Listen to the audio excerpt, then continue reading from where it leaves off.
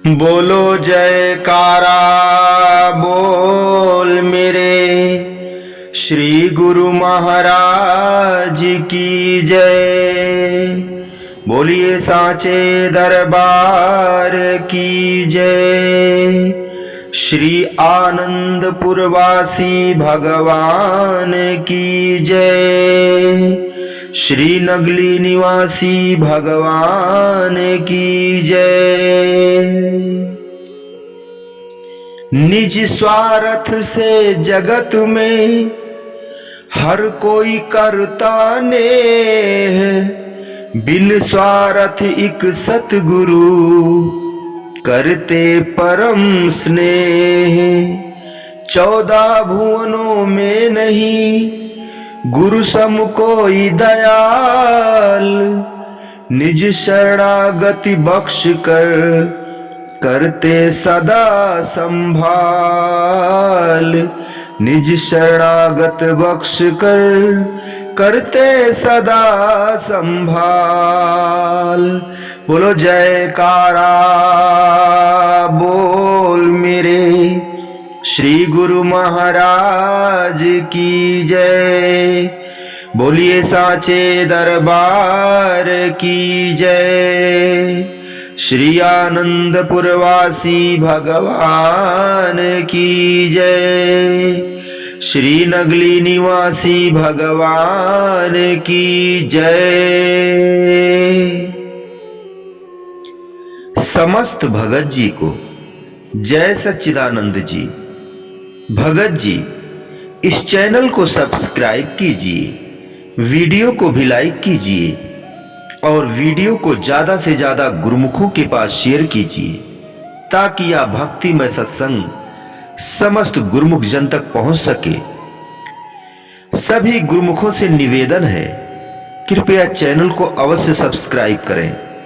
Channel subscribe करने से जब भी इस चैनल पर सत्संग की वीडियो अपलोड होती है तो जो चैनल को सब्सक्राइब किए रहते हैं उनके पास तुरंत नोटिफिकेशन पहुंच जाता है और इससे आपको सत्संग सुनने में आराम मिलता है, आपको खोजना नहीं पड़ता है।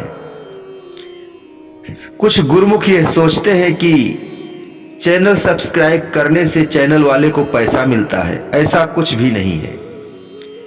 यह परमार्थ का कार्य है। परमार्थ के कार्य में आप सभी लोग सहयोग प्रदान करें।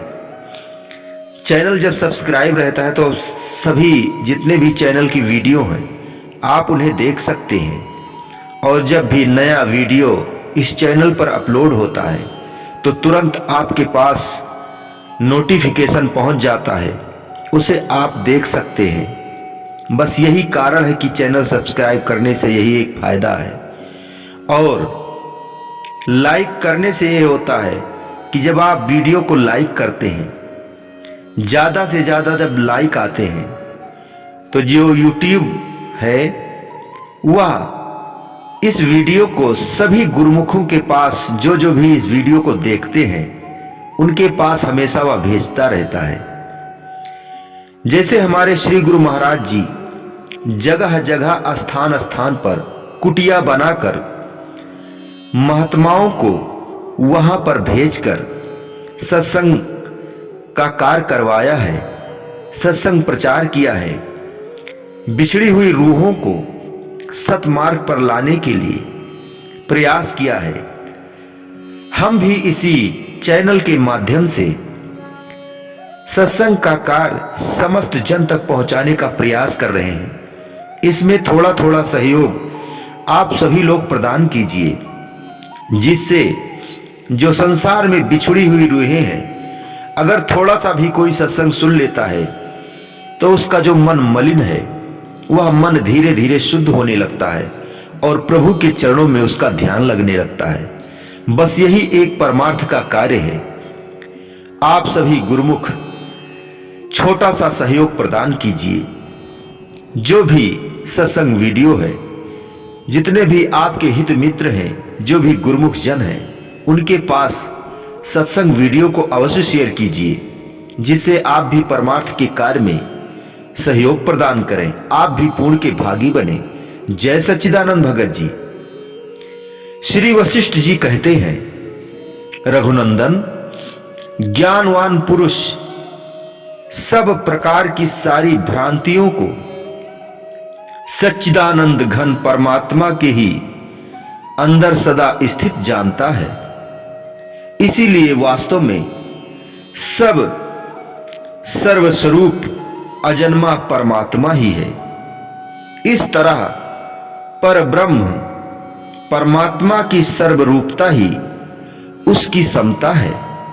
शब्दों और अर्थों का सारा ज्ञान ब्रह्म ही है, ब्रह्म से भिन्न नहीं। जैसे कंगन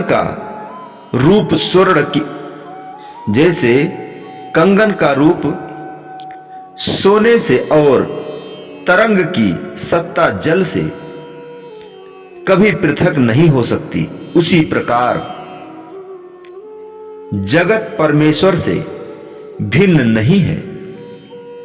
यह ईश्वर ही जगत रूप है। ईश्वर में उससे पृथक जगत का रूप नहीं है। सोना ही कंगन आदि के रूप में उपलब्ध होता है।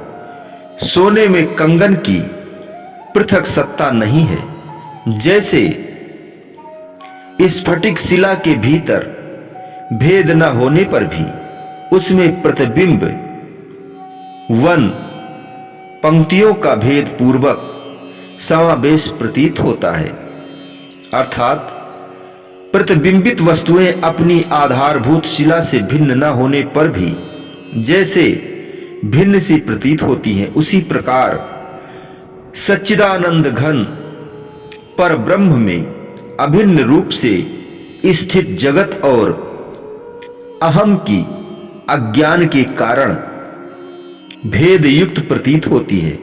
जैसे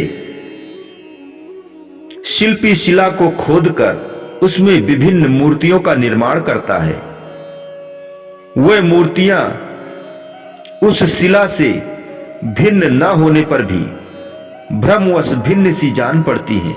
उसी प्रकार मन रूपी शिल्पी ने चिद घन परमात्मा में जिस जगत और अहम की कल्पना की है वह उससे भिन्न नहीं है, तथापि अज्ञानवश भेद की प्रतीत होती है। वास्तव में वह चिद घन रूप ही है। जैसे तरंग शून्य जल के भीतर तरंगे स्थित है, उसी प्रकार पर ब्रह्म परमात्मा में सृष्टि शब्दार्थ से शून्य सृष्टियां स्थित हैं। वास्तव में न तो सृष्टि में पर ब्रह्म है और न पर ब्रह्म में सृष्टि ही है। जैसे वायु अपने में ही स्पंदन कल्पना करती है, इसी प्रकार परमार्थ चिन्मय ब्रह्म अपनी ज्ञान वृत्ति से अपने ही गूढ़ स्वरूप को प्रपंच रूपों में अभिव्यक्त कर देता है। वास्तव में वह उसका अपना चिन्मय स्वरूप ही होता है। शब्द तन्मात्रा जो पहले अपने कारण में लीन थी, सर्वशक्तिमयी माया के चमत्कार से युक्त रूप को धारण कर चित्त से अंतःकरण में उठने वाले संकल्प की भांति जब चिन्मय आकाश के समान स्फुरित होती है, तब उसी को आकाश का आविर्भाव कहते हैं। वही आकाश भाव को प्राप्त हुआ ब्रह्म ही स्वयं अपने में अपनी ही का सत्तारूप वायु भाव का अनुभव करता है, जिसके भीतर स्पर्श तन मात्रा का संस्कार उद्भव होता है। उसकी अनुभूति वैसी ही है जैसे पवन अपने में स्पंदन का अनुभव करता है। वायु भाव को प्राप्त हुआ ब्रह्म ही स्वयं अपने में अपनी ही सत्ता रूप प्रकाश भाव का अनुभव करता है, जिसके भीतर रूप तन्मात्रा का संस्कार उद्बुद्ध होता है, उसकी यह अनुभूति वैसी ही है जैसे तेज प्राकट्य अनुभव करता है। वह तेजोमय ब्रह्म ही स्वयं अपने में अपनी ही सत्तारूप जल भाव का अनुभव करता है, जिसके भीतर रस तंत्र मात्र का संस्कार उद्बुद्ध होता है। उसकी यह अनुभूति वैसे ही है जैसे जल अपनी द्रवता का अनुभव करता है। वह जल रूपता को प्राप्त हुआ ब्रह्म ही अपने चित्त से अभिन्न रूप पृथ्वी भाव का अनुभव करता है, जिसके भीतर गंध तन मात्रा स्थित होती है। उसकी यह अनुभूति भी वैसी ही है जैसे पृथ्वी अपने में धैर्य कला का अनुभव करती है, जो नित्य एक रस प्रकाश से युक्त है। सृष्टि और प्रलय जिसके भीतर है, जो जन्म और विनाश से रहित रोग शून्य से, जो रोग शोक से शून्य तथा शुद्ध है, वह ब्रह्म बिना किसी आधार के अपने आप में ही स्थित है। उस परमार्थ सत्य वस्तु अर्थात पर ब्रह्म परमात्मा का यथार्थ ज्ञान होने पर परम गति रूप मोक्ष प्राप्त हो जाता है। उस परमार्थ वस्तु सृष्टि युक्त होने पर भी सर्वथा सम अर्थात विषमता से रहित ही है। जैसे अग्नि में जो प्रकाश है वह उससे भिन्न न होने पर भी भिन्न सा प्रतीत होता है, उसी प्रकार सच्चिदानंद घन ब्रह्म में जो यह प्रकाश, जो यह जगत रूपी प्रकाश है, वह उससे भिन्न न होकर भी भिन्न सा जान पड़ता है। भिन्न रूप से दिखाई देना ही उसका असत्य रूप है और अभिन्न रूप से दिखना ही उसके सत्य रूप का दर्शन है। जैसे गीली मिट्टी में अव्यक्त रूप से खिलौने मौजूद हैं, जैसे काष्ठ में खुदाई करके प्रकट न की हुई कठपुतली मौजूद है, और जैसे स्याही चूर्ण में अक्षर स्थित है, उसी तरह पर ब्रह्म परमात्मा में नाना प्रकार की सृष्टियां विद्यमान हैं। यद्यपि ब्रह्म तत्व रूपी मरुभूमि में त्रिलोक रूपिणी मृग तृष्णा असत्य ही है, तथाप मायावश सत्य सी प्रतीत होती है। वह ब्रह्म से अभिन्न होती हुई भी भिन्न सी भासित होती है।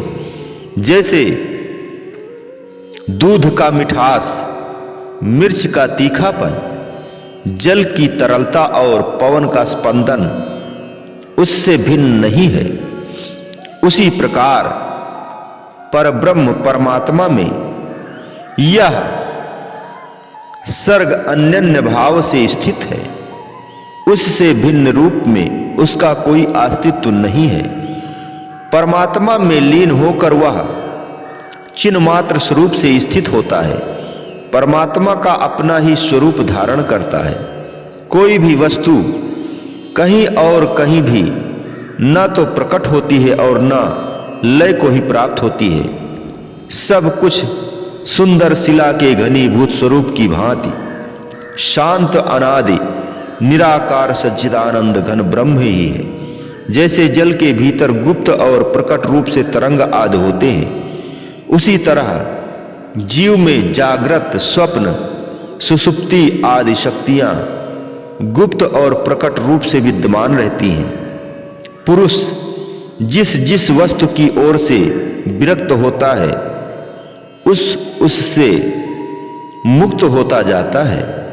जो सब ओर से निवृत्त होता है उसे अणु मात्र दुख भी अनुभव नहीं होता। इस स्मृति वाक्य के अनुसार जो देह आदि में अहम भाव का अनुभव नहीं करता, ऐसा कौन मनुष्य जन्म मरण रूपी भ्रम को प्राप्त होगा। पर ब्रह्म में व्यष्ट जीव रूप से प्रकट हुई जो अद्वितीय चित्त सत्ता है, वह जल की तरलता के भीतर व्यक्त हुई आवर्त अर्थात भंवर की रेखा के समान है। वही अहम भाव से युक्त होकर इन तीनों लोकों को धारण करती है। वास्तव में तो परमात्मा के भीतर न सदरूप जगत है और न असत्य रूप।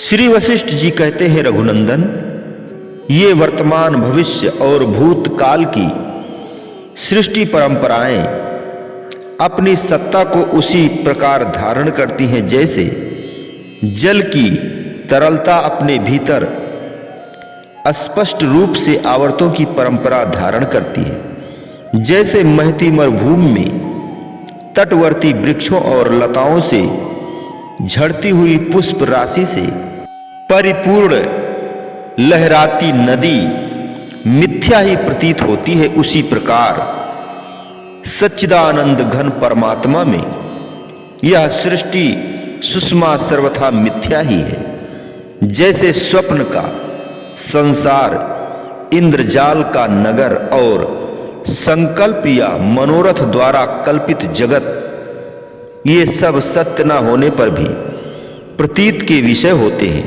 उसी प्रकार सृष्टि के अनुभव की भूमि असत्य होने पर भी प्रतीत गोचर हो रही है। श्री रामचंद्र जी ने पूछा, ज्ञानवानों में श्रेष्ठ गुरुदेव, पूर्वोक्त प्रकार से भली भांति विवेक विचार करने पर जब एकमात्र अद्वितीय पर ब्रह्म परमात्मा के साथ अपनी एकता पूर्ण निश्चय हो जाने से उत्कृष्ट एवं संशय रहित आत्मविज्ञान प्रकाशित हो जाता है, तब तत्वज्ञानियों के शरीर यहां किस लिए टिके रहते हैं? यदि कहें वह दैव के ही अधीन होकर रहते हैं तो ठीक नहीं जान पड़ता, क्योंकि उन तत्वज्ञानियों पर दैव का प्रभाव कैसे रह सकता है? श्री वशिष्ठ जी ने कहा, रघुनंदन, ब्रह्मा आदि तत्वज्ञानियों ने अज्ञानियों के बोध के लिए बताया गया है। ब्रह्मा आदि तत्वज्ञानियों ने अज्ञानियों के बोध के लिए यह बताया गया है कि जो ब्रह्म है वही नियत है और वही यह सर्ग है। स्फटिक शिला के भीतर प्रतिबिंबित चित्र समूह की भांति परमात्मा में स्थित हुए ब्रह्मा ने नियति जीवों के आदृष्ट रूपी भावी सृष्टि को उसी तरह देखा है जैसे सोया हुआ पुरुष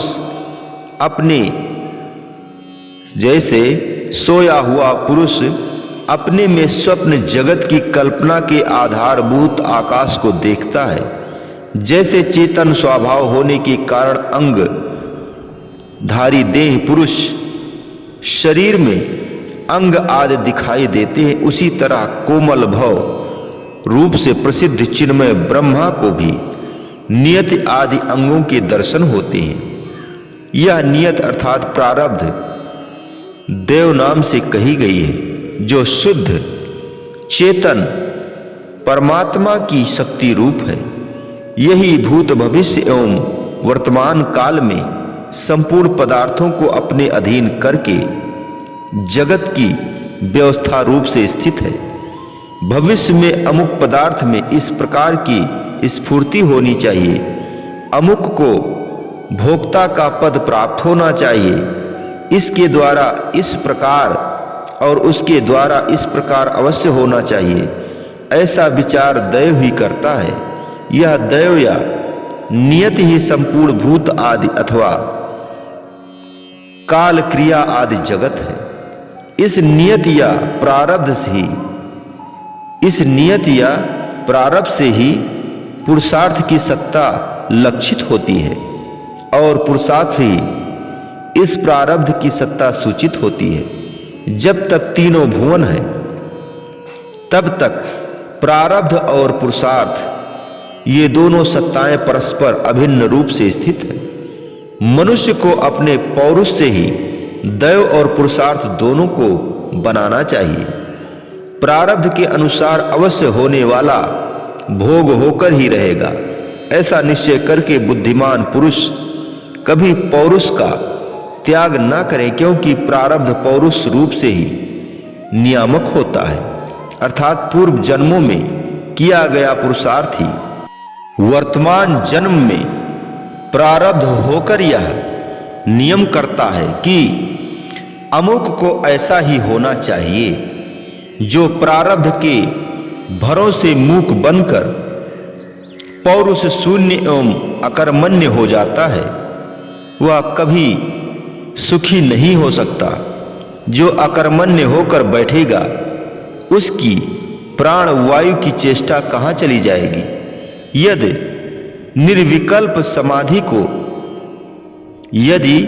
निर्विकल्प समाधि में चित्त को शांति प्रदान करने वाला प्राण निरोध करके पुरुष साधु होकर मुक्ति ही पा गया, तो वह भी उसके पुरुषार्थ का ही फल है।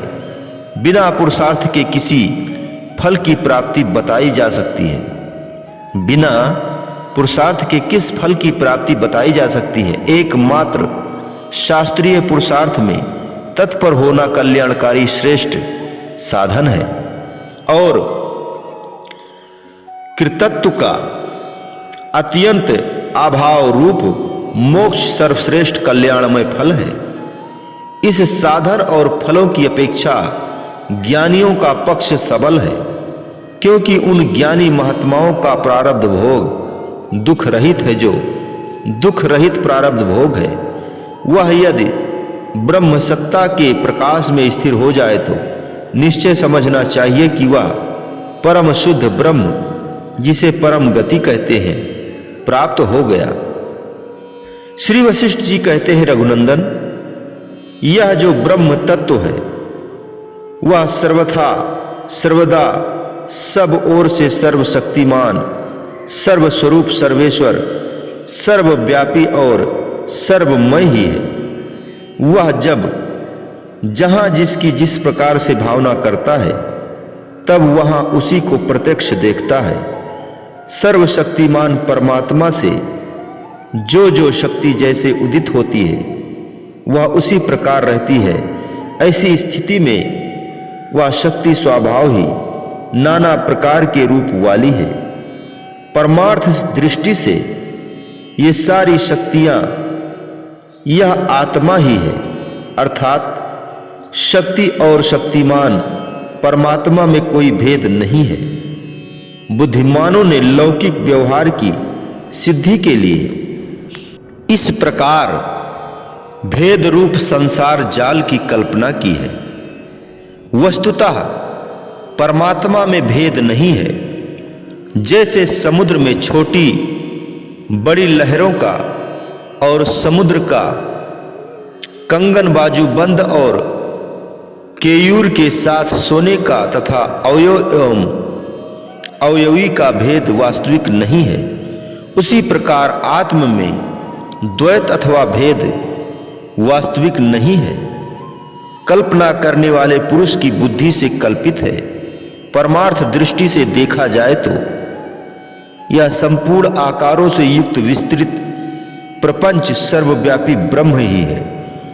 मिथ्या ज्ञान वाले लोगों ने ही शक्ति और शक्तिमान तथा अवयव एवं अवयवी के भेद की कल्पना कर रखी है। यह भेद यथार्थ नहीं है। सत्य हो या असत्य, सच्चिदानंद घन परमात्मा जिस सद वस्तु का संकल्प अथवा अभिनिवेश सद वस्तु का अथवा संकल्प अभिनिवेश करता है, उसी को देखता है। वास्तव में सब वस्तुओं के रूप में वह सच्चिदानंद घन परमात्मा ही भासित हो रहा है। श्री राम, यह जो सर्वव्यापी स्वयं प्रकाश आदि अंत से रहित सबका महान ईश्वर स्वानुभावानंद रूप शुद्ध सच्चिदानंद घन परमात्मा है। इसी से पहले जीव उत्पन्न हुआ है। वही उपाधि की प्रधानता से चित्त कहलाता है और चित्त से यह जगत उत्पन्न हुआ है। रघुनंदन, जिसमें प्रतीत होने वाला दृश्य प्रपंच असत्य है, वह शुद्ध स्वरूप ब्रह्म यहाँ सर्वत्र व्यापक है। वह बृहद ब्रह्म अनात्म योगी पुरुषों के लिए भीषण है और आत्मवेत्ताओं के लिए अविनाशी सच्चिदानंद घन है। उसका जो सर्वत्र संपरिपूर्ण शुद्ध चिन्ह रहित सत्य स्वरूप है, वही शांत परम पद है। ज्ञानी भी उसके स्वरूप का इद मिथ्यम रूप से निर्देश नहीं कर सकते। उसी का चेतन अंश जो स्वभावतः स्पंदनशील अर्थात प्राण धारण करने वाला है, जीव कहलाता है। उत्तम दर्पण रूपी उस चेतन आकाश में ये असंख्य जग ज्वाल की परंपराएं प्रतिबिंबित होती रहती हैं। जैसे चलना या गतिशील होना वायु का स्वभाव है, उष्णता अग्नि का स्वभाव है अथवा शीतलता हिम का स्वभाव है, उसी प्रकार जीवत्व आत्मा अर्थात व्यष्टि चेतन का अभाव है। उसी प्रकार जीवत्व आत्मा व्यष्टि चेतन का स्वभाव है। व्यष्टि चेतन घन जो आत्म तत्व है, उसकी स्वयं अपने स्वरूप के अज्ञान के कारण जो अल्पज्ञता है, उसी को जीव कहा गया है। कोई पुण्यात्मा पुरुष दिव्य देह आदि की भावना करने से शीघ्र ही देवता आदि के शरीर को प्राप्त होता है। उस देह में रहकर वह गंधर्वों या अन्य देवताओं से सुरक्षित नगर अमरावती आदि में निवास करता है। अपने संकल्प के अनुसार कोई पुरुष वृक्ष आदि स्थावर योनि को प्राप्त होता है, कोई जंगम योनि में जन्म ग्रहण करता है तथा कोई पक्षी आदि खेचर प्राणियों का स्वरूप धारण करता है। इस प्रकार जन्म और मृत्यु के कारण बने हुए अपने कर्मों से जीव ऊपर या नीचे जाते हैं, ऊंच नीच योनियों में जन्म ग्रहण करते हैं। श्री राम परम कारण रूप परमात्मा से ही पहले मन उत्पन्न हुआ है। परम कारण स्वरूप परम कारण रूप परमात्मा से ही पहले मन उत्पन्न हुआ है। मनन ही उसका स्वरूप है। भोगों से भरा हुआ जो यह विस्तृत जगत है, वह मन में ही है। वह मन भी उस परम कारण रूप परमात्मा में ही स्थित है। वह भाव और अभाव के झूले में झूलता रहता है। जैसे पहले अनुभव में आई हुई सुगंध याद करने पर मनोरथ के द्वारा देखी जाती है, उसी प्रकार उस मन के द्वारा सत्य और असत्य रूप से प्रतीत होने वाली यह सृष्टि देखी जाती है। परमात्मा का यथार्थ ज्ञान हो जाने पर ब्रह्म, जीव, मन, माया, कर्ता, कर्म और जगत की प्रतीतियों का कोई भेद नहीं रह जाता। सब द्वैतों के एकमात्र आश्रय परमात्मा ही स्थित रहते हैं, जिसके विस्तार का कहीं आर पार नहीं है। उस संबित रूपी जल के असीम प्रसारों से चिन्मय एकावर्ण रूप यह आत्मा स्वयं विस्तार को प्राप्त होता है। क्षणिक होने के कारण असत्य तथा प्रतीत होने के कारण सत्य, यह मनोमय जगत स्वप्न के समान सदस्य रूप है। वास्तव में यह जगत न तो सत्य है और न असत्य है और न उत्पन्न ही हुआ है। यह तो केवल चित्त का भ्रम है। जैसे अच्छी तरह न देखने के कारण ठूठे काठ में झूठे ही पुरुष की प्रतीति होती है, उसी प्रकार अविद्या युक्त मन के प्रभाव से यह संसार नामक दीर्घकालीन स्वप्न अज्ञानियों को स्थिर सा प्रतीत होता है। जैसे चेतन परमात्मा और जीव में भेद नहीं है, उसी तरह जीव और चित्त में भी भेद नहीं है। और जैसे जीव तथा चित्त में भेद नहीं है, उसी तरह देह और कर्म में भी भेद नहीं है। वस्तुतः कर्म ही देह है, क्योंकि देह से ही कर्म होते हैं। देह ही चित्त है, चित्त ही अहंकार विशिष्टि जीव है। वह जीव ही चेतन परमात्मा है तथा वह परमात्मा सर्वस्वरूप एवं कल्याणमय है। यह शास्त्र का सारा सिद्धांत एक पद में ही कह दिया गया है। श्री वशिष्ठ जी कहते हैं, श्री राम, जैसे एक दीपक से सैकड़ों दीपक जल जाते हैं, उसी तरह एक ही परम वस्तु चेतन आत्मा अपने संकल्प से मानो नानत्व को प्राप्त हुआ है। मनुष्य चित्त मात्र ही है। चित्त के हट जाने पर यह जगत शांत हो जाता है। जिस पुरुष के पैर जूते से ढके होते हैं, उसके लिए मानो सारी पृथ्वी पर चमड़ा ही चमड़ा बिछा हुआ है। इसी प्रकार जिसका चित्त शांत है, उसके लिए सारा जगत ही शांत हो गया। जैसे केले के वृक्ष में पत्तों को छोड़कर और कुछ भी सार नहीं रहता, उसी प्रकार जगत में भ्रम के सिवा और कुछ भी सार तत्व नहीं है। जीव जन्म लेता है, फिर क्रमशः बाल्यावस्था, युवावस्था, वृद्धावस्था तथा मृत्यु को प्राप्त होता है। तत्पश्चात वह शुभाशुभ कर्म के अनुसार स्वर्ग और नरक में पहुंचता है। यह सब भ्रमवश चित्त का नृत्य अर्थात संकल्प मात्र है। जैसे मल दोष से मलिन नेत्र चंद्रमा आदि में दो दो आकृतियां देखता है, वैसे ही भ्रम आक्रांत हुआ, वैसे ही भ्रम से आक्रांत हुआ जीवात्मा परमात्मा में द्वैत देखता है। जीव और ईश्वर में भेद का दर्शन करता है। जैसे मदिरा पीकर मतवाला हुआ मनुष्य नशे के कारण वृक्षों को घूमते देखता है, उसी प्रकार जीवात्मा चित्त द्वारा कल्पित संसारों का दर्शन करता है। जैसे बालक खेल कूद में वेग से घूमने के कारण सारे जगत को कुम्हार के चाक की भांति घूमता देखते हैं, उसी प्रकार जीव चित्त के भ्रम से ही इस दृश्य जगत को देखते हैं। यूं समझो, जिस पदार्थ का चेतन अनुभव करता है, वह चेतन से अतिरिक्त दूसरा कुछ नहीं है।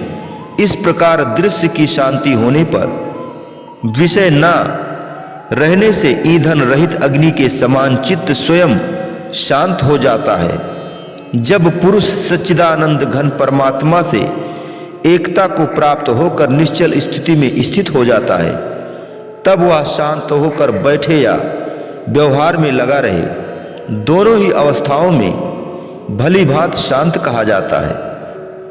व्यष्ट चेतन अज्ञानी जीव विषय का अनुभव करता है, परंतु सच्चिदानंद घन में एक ही भाव को प्राप्त ज्ञानी महात्मा विषय का आस्वादन नहीं करता। परम पद में आरूढ़ और सच्चिदानंद घन परमात्मा में एक ही भाव को प्राप्त हुए पुरुष का देह के भान से शून्य और निर्विषय आदि समानार्थक शब्दों द्वारा वर्णन होता है। जीवात्मा चित्त के संकल्प द्वारा ही स्थूलता को प्राप्त होता है और मैं उत्पन्न हूं, जीवित हूं, देखता हूं तथा जन्म मृत्यु रूप संसार को प्राप्त होता हूं इत्यादि रूप से मिथ्या भ्रम का दर्शन करता है। चेतन के द्वारा जिस किसी का अनुभव होता है, वही स्थूल जगत है। रज्जु में सर्प की भांति प्रतीत होने वाले उस आभास को अविद्या भ्रम कहते हैं। इस संसार नामक व्याधि की चिकित्सा एवं निवारण केवल ज्ञान मात्र से ही संभव है। यह संसार चित्त का एक संकल्प मात्र है।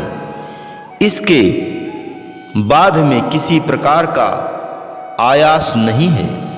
जैसे अच्छी तरह देखभाल करने में रस्सी में सांप का भ्रम मिट जाता है, उसी प्रकार परमात्मा के यथार्थ ज्ञान से यह संसार रूपी भ्रम अवश्य नष्ट हो जाता है। श्री राम जिस वस्तु की अभिलाषा हो उसी का निश्चित रूप से त्याग करके यदि रहा जा सके तब तो मोक्ष प्राप्त ही है। जिस वस्तु की अभिलाषा हो उसी का निश्चित रूप से त्याग करके यदि रहा जा सके तब तो मोक्ष प्राप्त ही है। इतना करने में कौन सी कठिनाई है। परमात्मा की प्राप्ति रूप महान उद्देश्य से संपन्न पुरुष जब इस संसार में अपने प्राणों का भी मोह तिनके के समान त्याग देते हैं, तब जिस सांसारिक वस्तु की इच्छा की गई है केवल उसी का त्याग करने में कंजूसी कैसे की जा सकती है। जैसे हाथ में रखा हुआ बेल का फल अथवा सामने खड़ा हुआ पर्वत प्रत्यक्ष ही दिखाई देता है, उसी प्रकार उस तत्वज्ञ महात्मा के लिए परमात्मा का जन्म आदि विकारों से रहित होना प्रत्यक्ष ही है। जैसे प्रलय काल का अनंत अपार एकावर्ण अपनी असंख्य तरंगों के कारण अनेक सा प्रतीत होता है, उसी प्रकार अप्रमेय परमात्मा ही अज्ञान के कारण जगत रूप से प्रतीत हो रहा है। उसके स्वरूप का यथार्थ ज्ञान हो जाए तो वही मोक्ष रूप सिद्धि प्रदान करता है, परंतु जो उसे तत्वज्ञ जान नहीं लेता उसका मन सदा बंधन में ही पड़ा रहता है। रघुनंदन, ब्रह्म सदा संपूर्ण शक्तियों से संपन्न तथा सब कुछ करने में समर्थ है। वह जहां जिस शक्ति से स्फुरित होता है वहां अपने में उसी शक्ति को प्राप्त हुई देखता है। सबका आत्मा ब्रह्म अनादिकाल से जिस व्यष्ट चेतन को स्वयं जानता है वही यहाँ जीव नाम से कहा गया है, और वह जीव ही संकल्प करने वाला है। ईश्वर जीव के यानी कि जीव ईश्वर के अनादिकाल से जो स्वाभाविक भेद है वही जीव के जन्म मरण में कारण है। जैसे आकाश में क्रियाशील और अक्रिय वायु ही है, उसके अतिरिक्त कुछ नहीं है, उसी तरह यहाँ सर्वत्र क्रियाशील और अक्रिय सच्चिदानंद घन ब्रह्म ही है, उसके अतिरिक्त और कुछ नहीं है। उस ब्रह्म के क्रियाशील होने पर सृष्टि का प्रादुर्भाव होता है और अक्रिय रहने पर सबका प्रलय हो जाता है। उस अवस्था में ब्रह्म ही शांत भाव से स्थित रहता है। जिसने जीव ईश्वर के भेद की कल्पना कर रखी है ऐसे जीवात्मा को ही देह की प्राप्ति होती है। वह जीवात्मा ही संसार में संकल्प से नाना प्रकार के विषयों को प्राप्त होता है। यही नाना योनियों को प्राप्त जीवात्मा ज्ञान होने पर शीघ्र मुक्त हो जाता है। उनमें से कोई मंद अभ्यासी तो साधन करते करते हजारों जन्मों में मुक्ति प्राप्त करता है, और कोई तीव्र अभ्यास करने वाला पुरुष एक ही जन्म में मुक्ति लाभ कर लेता है। स्वभाव के कारण ही जीवात्मा ब्रह्म और जीव के भेदभाव को प्राप्त हो रहा है। इसी से वह गुणों का संग पाकर कर्मा अनुसार स्वर्ग, मोक्ष, नरक और बंधन आदि के हेतुभूत देह भाव को क्रमशः प्राप्त होता है। वास्तव में यह संसार ना तो उत्पन्न हुआ है और न यह सत्तावान होकर स्थित ही है, तथापि मन का भ्रम इसे देखता है। जैसे गोलाकार घूमने या नृत्य करने से भ्रम पीड़ित पुरुष नगर को भी घूमता सा प्रतीत देखता है, उसी तरह मन के भ्रम से युक्त जीवात्मा मैं उत्पन्न हुआ, स्थित रहा और मरा इत्यादि भावों का अनुभव करता है। परमार्थ वस्तु का दर्शन न होने के कारण आशा तृष्णा के वशीभूत हुआ चित्त अहम मम इत्यादि रूप से अनुभव में आने वाले असत्य संसार को ही देखता है और उसे ही सत्य मानता है। श्री राम, जैसे जल तरंग रूप से स्फुरित होता है, उसी तरह केवल मन की भ्रांति के उल्लास से विस्तार को प्राप्त हुआ यह सभी दृश्य प्रपंच जगत रूप से भासित होता है। व्यष्ट चेतन ही बुद्धि वृत्ति के संयोग से जीव कहलाता है।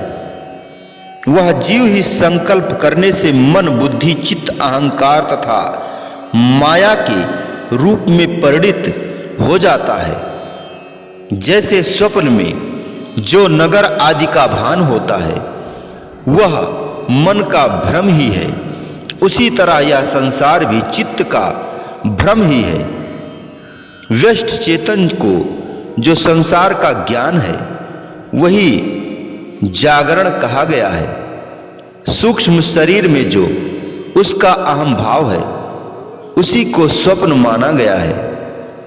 मन का जो प्रकृति में विलीन हो जाना है वही सुषुप्ति है, तथा केवल सच्चिदानंद घन ब्रह्म में जो एक ही भाव से तन्मय हो जाना है उसी को तुरीय अवस्था कहते हैं।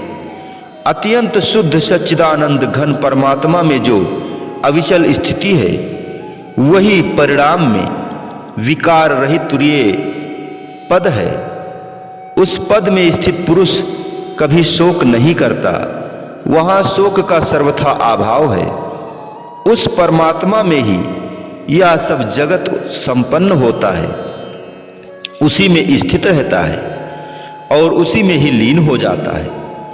वास्तव में न तो यह ब्रह्म जगत स्वरूप है, वास्तव में न तो यह ब्रह्म जगत रूप है और न उस ब्रह्म में जगत ही है। जैसे नेत्र दोष के कारण आकाश में भ्रम से मोती के दाने से दिखते हैं, वैसे ही ब्रह्म में भ्रम से इस जगत का दर्शन होता है। जैसे स्फटिक के भीतर प्रतिबिंबित वन आदि उसके यथार्थ ज्ञान के बिना सत्य ही दिखते हैं, उसी तरह यथार्थ ज्ञान के न होने के कारण अद्वितीय ब्रह्म रूप होता हुआ भी यह जगत शुद्ध ब्रह्म के भीतर नाना सा प्रतीत होता है।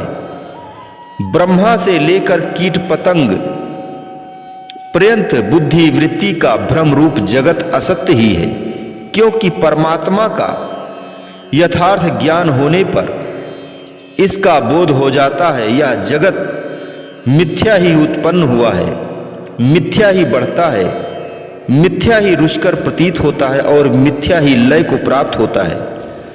शुद्ध सर्वव्यापी ब्रह्म अनंत और अद्वितीय है। अज्ञान से ही वह अशुद्ध सा, असत्य सा, नाना सा और असर्वव्यापी सा, सीमित सा ज्ञात होता है। जैसे जल भिन्न है और तरंग उससे भिन्न है, ऐसी जो बालकों अथवा मूर्खों की कल्पना है उसी से जल और तरंग मिथ्या भेद की प्रतीत होती है, उसी तरह जो यह जगत का भेद प्रतीत होता है वह भी वास्तविक नहीं है, केवल अज्ञानियों ने उसकी कल्पना कर रखी है। जैसे रस्सी में सर्प की स्थिति है वैसे ही ब्रह्म में शत्रु और मित्र के समान विरुद्ध और अविरुद्ध भेदाभेद शक्तियों की स्थिति संभव है।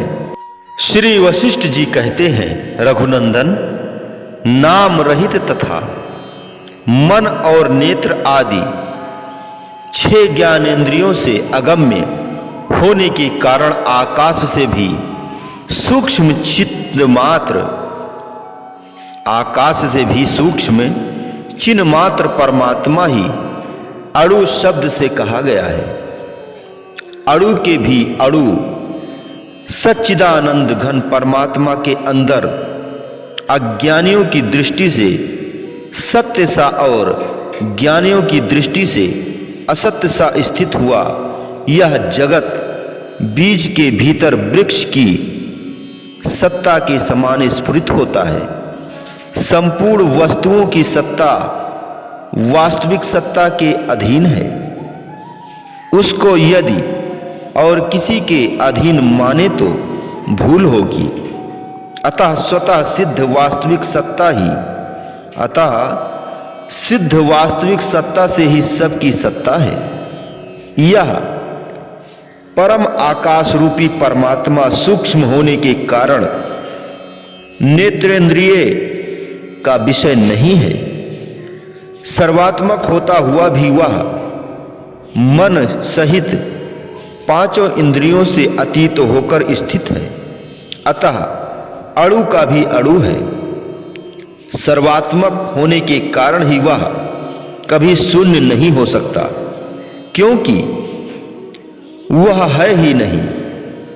क्योंकि वह है नहीं, ऐसा कहने और मनन करने वाला पुरुष आत्मा ही तो है और फिर उसकी असत्ता कैसे कही जा सकती है। किसी भी युक्ति से यहाँ सत्य वस्तु की असत्ता नहीं सिद्ध की जा सकती। जैसे कपूर अपनी सुगंध से प्रतीत होता है, वैसे ही सर्वात्मा सर्वव्यापी रूप से अनुभव में आता है। अणु का भी अणु चेतन परमात्मा ही सब कुछ है।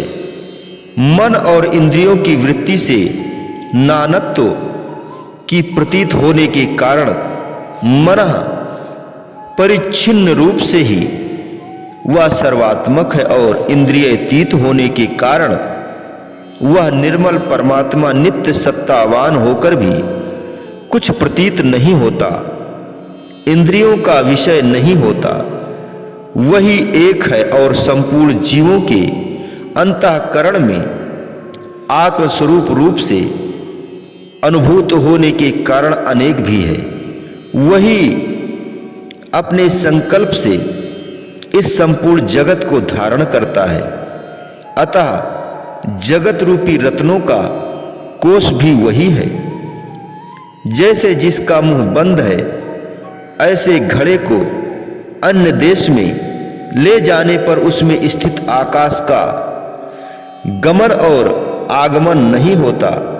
उसी प्रकार देह रूपी उपाधि के गमनागमन से आत्मा का गमनागमन नहीं हो सकता। चिन्मय परमात्मा अपनी चेतन से सूर्य आदि के प्रकाश का भी प्रकाशक है और महाकल्प के प्रलयकालीन मेघों से भी वह नष्ट नहीं होता, क्योंकि वह स्वयं प्रकाश रूप एवं अविनाशी है। वह सच्चिदानंद घन परमात्मा पर ब्रह्म नेत्रों से नहीं देखा जा सकता, क्योंकि वह अनुभव रूप हृदय मंदिर को प्रकाशित करने वाला, सबको सत्ता देने वाला अनंत और परम प्रकाश रूप बताया गया है। आकाश आदि देश, काल और क्रिया आदि की सत्ता एवं जगत उसी ज्ञान स्वरूप परमात्मा में प्रतीत होते हैं। वही सबका स्वामी, कर्ता, पिता और भोक्ता है। वास्तव में परमात्मा होने के कारण उसका किसी से कुछ भी संबंध नहीं है, न निमेष है, न कल्प है, न सामीप्य है और न दूरी है। चेतन परमात्मा का संकल्प ही अन्यान वस्तुओं के रूप में स्थित है, इसके अतिरिक्त कुछ नहीं है।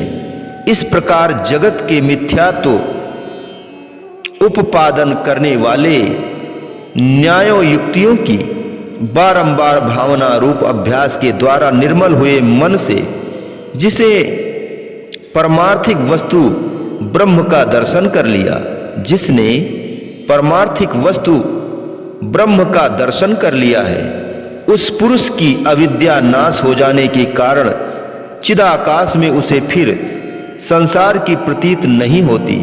जैसे बीज के भीतर स्थित हुए वृक्ष की सत्ता अत्यंत सूक्ष्म होने के कारण आकाश के तुल्य है, उसी तरह ब्रह्म के भीतर स्थित हुए जगत का परमात्मा साक्षी है।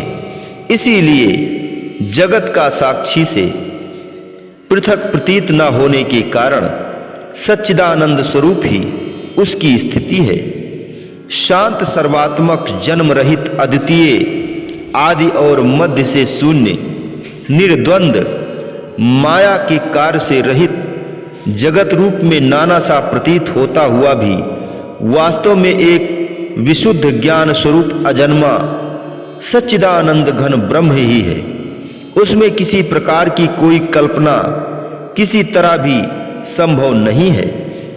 जगत की प्रतीत का अभाव ही जिस परमात्मा के स्वरूप का परम अनुभव है, संपूर्ण संकल्पों का त्याग ही चित्त के द्वारा जिसका संग्रह अर्थात चिंतन है, जिसके संकोच से संसार का प्रलय और विकास से उसकी सृष्टि होती है, जो वेदांत वाक्यों का परम तात्पर्य एवं वाणी का अविषय है।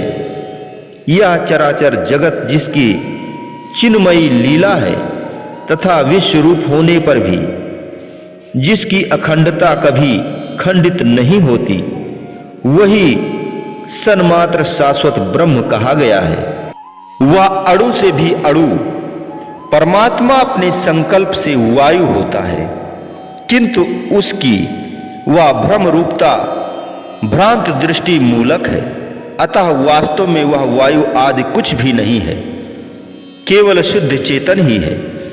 वही परमात्मा शब्द के संकल्प द्वारा शब्द बनता है, किंतु उसकी शब्द रूपता दर्शन भ्रम मूलक है। वास्तव में तो वह शब्द और शब्दार्थ की दृष्टि से बहुत दूर है। उस परमात्मा की प्राप्ति के सैकड़ों साधन हैं। उसके प्राप्त होने पर कुछ भी पाना शेष नहीं रहता। वही परम प्राप्ताप्य है, उसके सिवा कुछ भी नहीं है। जो अणु का भी अणु केवल चिन्मय और अत्यंत सूक्ष्मतम है, उस परमात्मा से यह संपूर्ण विश्व सब ओर से परिपूर्ण है। अणु रूप होता हुआ भी यह परमात्मा सैकड़ों अनंत योजनों में नहीं समाता, क्योंकि वह सर्वव्यापी अनादि और रूप रहित होने के कारण निराकार है। जैसे मेरु पर्वत की सरसों के साथ तुलना करना उचित नहीं, उसी तरह शुद्ध ज्ञान में चेतन आकाश रूप परमात्मा की परमाणु के साथ तुलना करना शोभा नहीं देता। जैसे प्रतिबिंब दर्पण में ही पड़ता है, उसी प्रकार जल में जो कोई भी संपूर्ण रस है, वह परमात्मा की ही आश्रय लेकर स्थित है। परमात्मा के बिना स्वतः उसकी कोई सत्ता नहीं है। जिसने संकल्प रहित होने पर इस जगत को त्याग दिया, इसका अभाव कर दिया है और अपने संकल्प से ही पुनः संपूर्ण जगत को उत्पन्न किया है। जगत का अभाव करने वाले उस अणु से भी अणु चिन्मय परमात्मा ने इस समस्त विश्व को व्याप्त कर रखा है। जैसे सपने में एक ही निमेष में बाल अवस्था से लेकर बुढ़ापे तक का बोध होता है, उसी प्रकार उस सूक्ष्म चिन्मय परमात्मा में निमेषांक का ज्ञान ही सहस्रों कल्पों के समान प्रतीत होता है। इसलिए वह सूक्ष्म परमात्मा निमेष रूप होता हुआ ही शतकोटि कल्पों का समूह है। अणु से भी अणु सच्चिदानंद घन परमात्मा में संपूर्ण जगत स्थित है और उसी से जगत की सारी प्रतीतियां होती हैं। जैसे बीज में भावी वृक्ष रहते हैं, वैसे ही चिन्मय परमात्मा में भूत वर्तमान और भविष्य तीनों कालों के प्राणी सदा विद्यमान रहते हैं। यह परमात्मा संपूर्ण जगत में उदासीन की भांति स्थित है। कर्तापन और भोक्तापन से उसका थोड़ा सा भी स्पर्श या संबंध नहीं है। परमात्मा इस जगत के बाहर भी स्थित है और भीतर भी। यह बात तीनों लोकों में अधिकारी प्राणियों के उपदेश के लिए कही जाती है। यह बाह्य और आंतरिक स्थिति का भेद शब्द तक ही सीमित है, वस्तु में नहीं है, क्योंकि वस्तु चेतन रूप है। अतः उसमें उक्त भेद का होना कदापि संभव नहीं है। दृष्टा परमात्मा दृश्य जगत का रूप धारण नहीं कर सकता, क्योंकि दृश्यत्व असत्य एवं वास्तविक है। जो कोई भी वस्तु परमात्मा में है ही नहीं, परमात्मा उसका रूप धारण कैसे कर सकता है।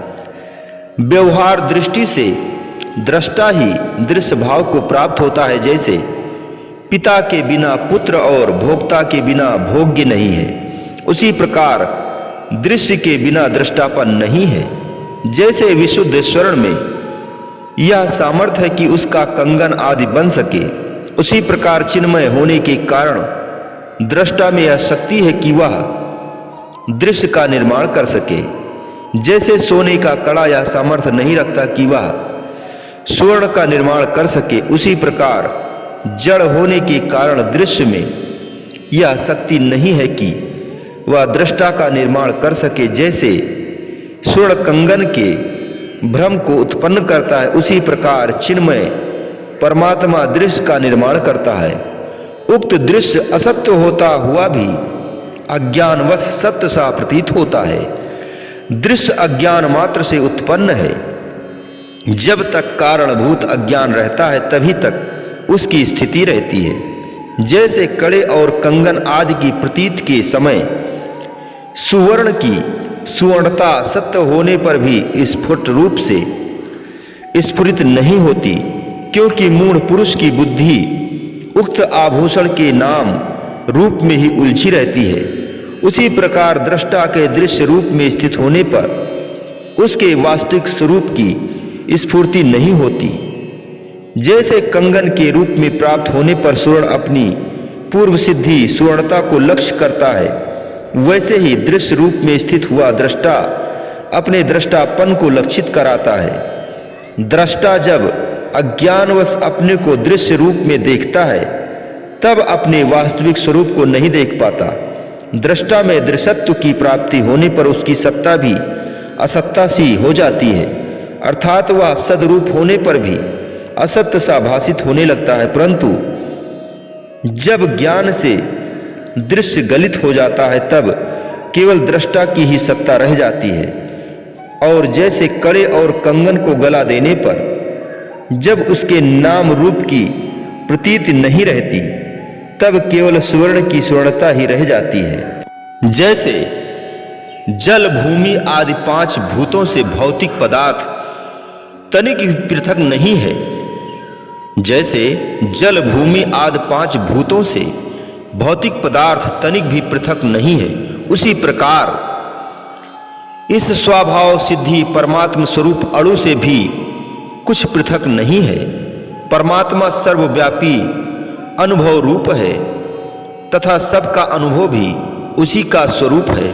अतः एकत्व के यथार्थ अनुभव की युक्ति जब सुदृढ़ हो जाती है तब इस परमात्मा की सबके साथ एकता समझ में आती है। परमात्मा दिशा काल आदि से सीमित नहीं है, वह एकमात्र अद्वितीय है। सबका आत्मा होने के कारण सबसे अभिन्न है।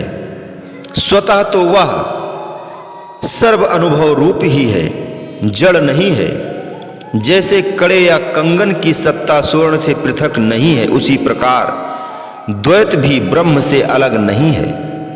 जिसे भली भांत ऐसा ज्ञान हो चुका है उसका वह ज्ञान ही द्वैत है और वह ज्ञान सत्य नहीं है। जैसे जल की द्रवता जल से, वायु का स्पंदन वायु से तथा आकाश की शून्यता आकाश से अलग नहीं है, वैसे ही द्वैत परमात्मा से पृथक नहीं है। द्वैत और अद्वैत की प्रतीति दुख रूप प्रवृत्ति की सिद्धि के लिए ही है, निवृत्ति के लिए नहीं। वास्तव में जो इन दोनों की अनुपलब्धि या आप्रतीति है, वह यदि अच्छी तरह समझ में आ जाए तो ज्ञानी पुरुष उसी को परम पद मानते हैं। प्रमतः प्रमाण और प्रमेय रूप तथा दृष्टा दर्शन और दृश्य रूप जो यह संपूर्ण जगत है, वह अणु से भी अणु चेतन परमात्मा के स्वरूप में ही स्थित है। जैसे वायु अपने शरीर में ही स्पंदन को उत्पन्न करती है और लीन भी कर लेती है, उसी प्रकार अणु से भी अणु परमात्मा ने अपने स्वरूप में इस जगत रूपी अणु को अनेक बार उत्पन्न और विलीन किया है। जैसे बीज के भीतर फल और पल्लवों सहित समूचे वृक्ष का विस्तार निहित है और वह अत्यंत सूक्ष्म दृष्टि से देखा जाता है, उसी तरह चेतन परमात्मा में अनेक शाखा प्रशाखाओं से युक्त जगत स्थित है और वह परमार्थ दृष्टि से उन्हीं में देखने में आता है। इसीलिए जगत वास्तव में परमात्मा से अभिन्न ही है। जैसे बीज के भीतर अपने शाखा फल फूल आदि का त्याग न करता हुआ वृक्ष स्थित है, वैसे ही चेतन परमात्मा में यह शाखा प्रशाखाओं सहित विशाल जगत विद्यमान है। जैसे बीज के भीतर वृक्ष है, उसी प्रकार चेतन परमात्मा के भीतर स्थित हुए द्वैत रूप जगत को जो अद्वैत देखता है, उसी का देखना तत्व दर्शन है। वास्तव में न तो द्वैत है, न अद्वैत, न बीज है, न अंकुर, न स्थूल है, न सूक्ष्म है, न जात है, न अजात है, न सत्ता है, न असत्ता है, और न यह सौम्य है, न क्षुब्ध है। उस चेतन परमात्मा के भीतर तीनों लोक, आकाश और वायु आदि भी कुछ भी नहीं है, न जगत है, न उसका अभाव है। केवल एक सर्वोत्कृष्ट उत्तम चेतन परमात्मा ही है। श्री वशिष्ठ जी कहते हैं, रघुनंदन, परम कारणभूत आदि अंत और मध्य से रहित एक परम पद से यद्यपि यह जगत उत्पन्न नहीं हुआ है, तथापि उत्पन्न हुआ सा प्रतीत होता है। जैसे जल राशि में उठती हुई तरंगें जल से भिन्न न होकर भिन्न सी स्थित हैं, उसी प्रकार पर ब्रह्म परमात्मा में सारी सृष्टियां अभिन्न होकर भी भिन्न सी जान पड़ती हैं। जो नित्य उदित एवं नित्य प्रतिष्ठित है, वह ब्रह्म ही कर्ता सा होकर इस जगत का अनेक रूपों में निर्माण करता है। फिर भी वह अपनी समता और सौम्यता आदि का त्याग नहीं करता। जैसे बीज में वृक्ष एवं फल आदि अभिन्न रूप से स्थित है, तथापि वे उससे इस तरह प्रकट होते हैं मानो भिन्न हो, उसी तरह चेतन परमात्मा में यह चेत्य स्थूल जगत अन्यन्य भाव से स्थित होने पर भी अन्य सा प्रकट हुआ प्रतीत होता है। जैसे बीज से लेकर फल पर्यंत जो एक ही द्रव्य सत्ता है, उसका विच्छेद न होने के कारण फल और बीज में कोई भेद नहीं है। जैसे जल और तरंग में कोई भेद नहीं है, उसी प्रकार चित्त और चैत्य अर्थात ब्रह्म और जगत में कोई भेद नहीं है। अविचार अर्थात विवेक शून्यता के कारण जो इनमें भेद की कल्पना की जाती है, उसकी सिद्धि नहीं हो सकती, क्योंकि जिस किसी कारण से भ्रांतिवश उत्पन्न हुआ भेद विचार से नष्ट हो जाता है, सारा जगत ब्रह्म से ही उत्पन्न हुआ है और सब का सब ब्रह्म में ही लीन होता है।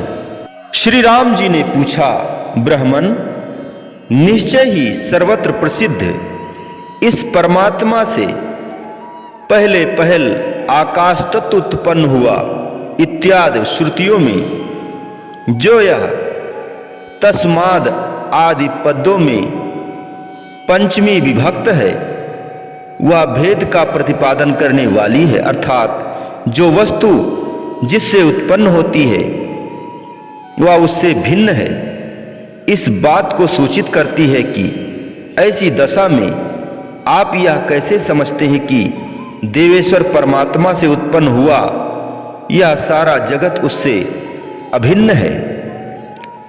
श्री वशिष्ठ जी ने कहा, श्री राम, उपदेश के लिए जो शास्त्रीय शब्द है अथवा लोक सिद्ध अर्थ जनित व्यवहारिक भेद का उपपादक जो लौकिक शब्द है वह प्रतियोगी व्यवच्छेद अर्थात अभाव संख्या लक्षण और पक्ष से युक्त होता है। जो भेद दिखाई देता है यह व्यवहार दृष्टि से ही है, वास्तविक नहीं। अज्ञानियों को समझाने के लिए ही कार्य कारण भाव सेवक स्वामी भाव हेतु हेतु मध्य भाव अवयव भाव विभाव भेदा भेद अथवा अन्य व्यतिरेक परिणाम आदि का विभ्रम भावों के विचित्र विलास विद्या अविद्या और सुख दुख इत्यादि रूप से मिथ्या संकल्पों की संकलना की गई है। वास्तव में जो सत्य वस्तु है उसमें कोई भेद नहीं है।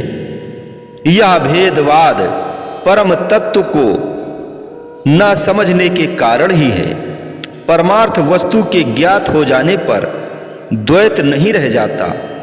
उस समय सारी कल्पनाएं अथवा संकलनाएं शांत हो जाती हैं। फिर तो मौन स्वरूप परमार्थ तत्व ही शेष रहता है। वह परम तत्व परमात्मा आदि और अंत से रहित अविभक्त एक अखंड और सर्वस्वरूप है। जिन्हें तत्व का ज्ञान नहीं हुआ है ऐसे अज्ञ पुरुष अपने विकल्पों से उत्पन्न हुए तर्कों द्वारा अद्वैत के विषय में विवाद करते हैं। उपदेश से तत्व ज्ञान प्राप्त हो जाने पर यह वाद और द्वैत नहीं रह जाता।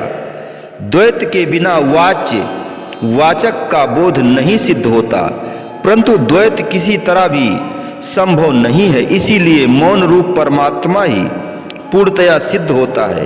रघुनंदन, तत्वमास आदि महावाक्यों के अर्थ में अपनी बुद्धि को प्रतिष्ठित करके वचन भेद की उपेक्षा कर दो और जो मैं कहता हूं उसे ध्यान देकर सुनो। चित्त ही विकास रूप से जगत को प्राप्त हुआ है। जैसे बालू के भीतर तेल नहीं है उसी तरह ब्रह्म में शरीर आदि की सत्ता नहीं है। राग द्वेष आदि क्लेशों से कलुषित यह चित्त ही संसार है। उन राग आदि दोषों से जब भी छुटकारा मिल जाता है तभी इस संसार का बंधन का नाश हो गया यह कहा जाता है। चित्त ही साधन पालन विचार श्रेष्ठ पुरुष की भांति कर्तव्य का अनुष्ठान आहार व्यवहार संचरण और आदर पूर्वक धारण करने योग्य है। तीनों लोकों की कल्पना का आकाश रूप चित्त संपूर्ण दृश्य को अपने भीतर धारण करता है। सृष्टि के आरंभ में पृथ्वी आदि रूप यह सारा प्रपंच अविद्यमान असत्य ही था। अव्यक्त रूप से अजन्मा ब्रह्म स्वप्न के समान इसे देखता हुआ भी वास्तव में नहीं देखता।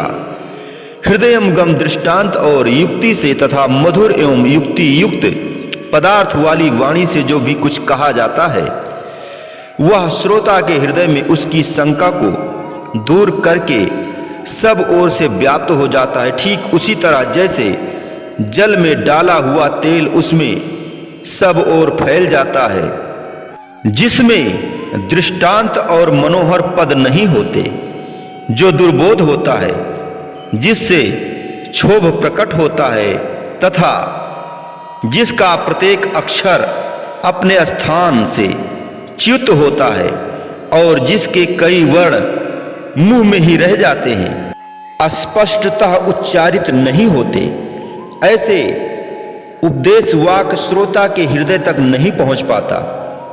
वह राख में आहुति के रूप में डाले गए घी के समान व्यर्थ हो जाता है।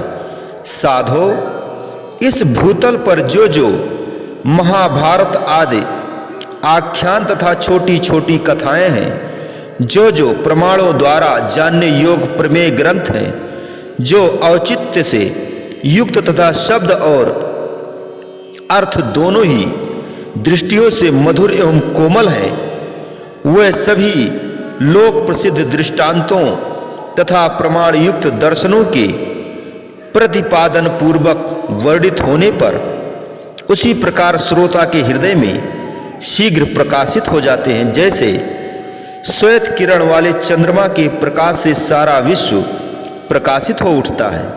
5 भौतिक शरीर और माया के पदार्थ तो केवल बरतने के लिए मिले हैं। जीवात्मा शरीर नहीं है, अपितु शरीर की मालिक है और परमात्मा का अंश है। यह शरीर तो बिछुड़ जाएगा। ऐसे कितने ही शरीर तुम्हें पहले मिले और बिछुड़ गए।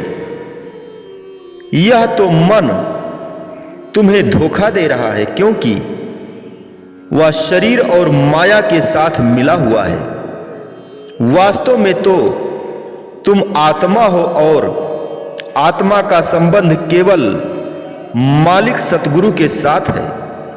माया के साथ आत्मा का संबंध कदाप नहीं है। सच्चा आनंद और सच्ची खुशी जब माया के पदार्थों में नहीं है तो कहां मिलेगी? सद्गुरु के शब्द और ध्यान में ही मिल सकेगी। सूरत को शब्द और ध्यान के साथ जोड़ दो, फिर अपने भीतर, फिर अपने अंदर परिवर्तन देखो। यह कोई छिपी बात नहीं है, इसे तो मनुष्य स्वयं आजमा कर देख सकता है। माया के रसों और पदार्थों को तो खूब आजमा चुका है। माया के रसों और पदार्थों को तो खूब आजमा चुका है, उनमें सुख और शांति नहीं मिली। अब जरा अंतर्मुख वृत्ति करके सद्गुरु के शब्द और ध्यान में लगाकर भी आजमा लो। यदि क्षण मात्र में ही शांति और खुशी ना मिल जाए तो शिकायत उचित है। वास्तविकता यह है कि आत्मा का स्वरूप ही सद्गुरु है। उनके साथ जीव की सूरत लगे तो आत्म रूप का साक्षात दर्शन प्राप्त कर ले। यदि मालिक की जात को अथवा आत्म रूप को यदि तू देखना चाहता है तो गुरु के रूप में ही देख ले। गुरु के साथ सच्चे प्रेम का नाता जोड़ और अपने घट में आत्मा का सच्चा प्रकाश देख ले। यही असली युक्ति और असली उपाय है।